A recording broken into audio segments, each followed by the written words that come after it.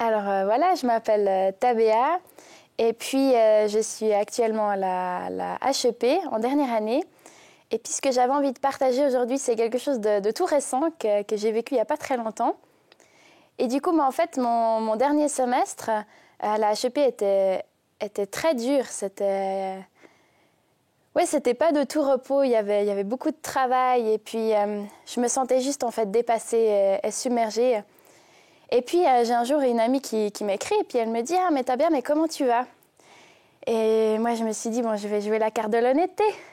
Et je lui ai un peu expliqué comment je me sentais, comme quoi j'en pouvais plus, que j'étais fatiguée, submergée et puis que aussi j'arrivais pas à prendre du temps avec Dieu et ça me frustrait beaucoup parce que je sentais qu'en fait je stagnais un petit peu et puis que j'arrivais pas à aller plus loin. J'avais un peu cette impression d'être dans un désert et ça me frustrait beaucoup. Puis en même temps, je savais que je prenais pas de temps avec Dieu parce que j'arrivais juste pas. Je lui partage tout ça et puis quelques jours plus tard, elle me répond.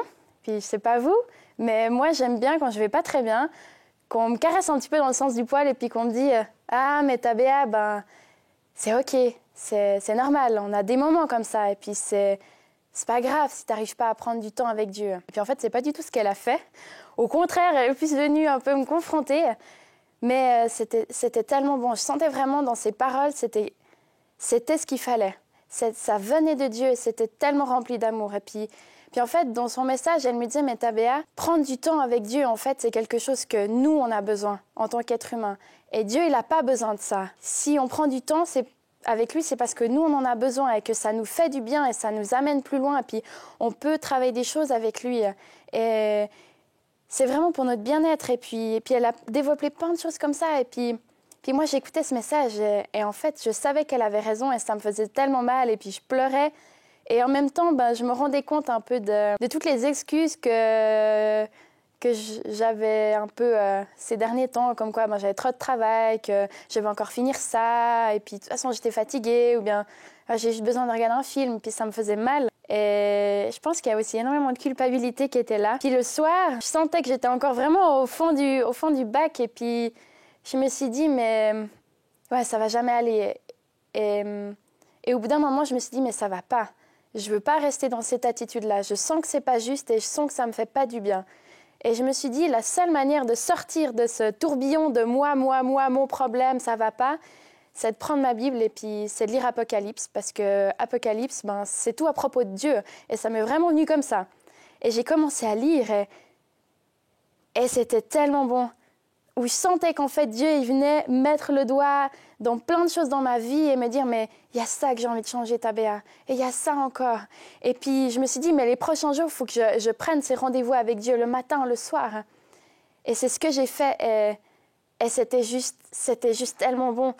Je sentais que Dieu me prenait par la main et puis qu'il me donnait des versets qui allaient tellement bien dans la situation dans laquelle j'étais, qui me parlaient. Et j'ai aussi senti qu'il y avait des révélations qui tombaient sur moi, comment je fonctionnais, ce que Dieu avait envie pour moi pour cette année 2022.